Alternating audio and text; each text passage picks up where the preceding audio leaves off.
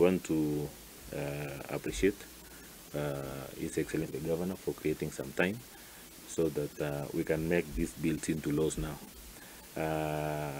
We want also to thank the honorable members for the efforts that they put into making sure that we have the correct contents in the bill, and especially on the peace bill.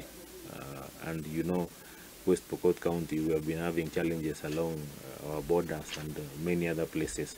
So it's just putting structures into the county on how we address these issues of insecurity. So they are all contained in the bill, and it gives also powers. It generates some committees also, so that they can be a formal way of addressing conflicts within our borders.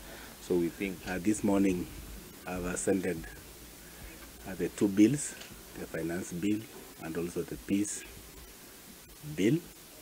And as you have heard, the two bills are very crucial because the finance bill is a routine for the county government that always before we collect any revenue from the members of the public, there must be a law that has been passed by the county assembly so that it becomes lawful. So that, whichever revenue we are collecting, they are lawful, and that is a routine. Na siku ya leo tumeweza kupelekea Gavana bill ambayo ni ya amani na ameweza kusign iwe sheria.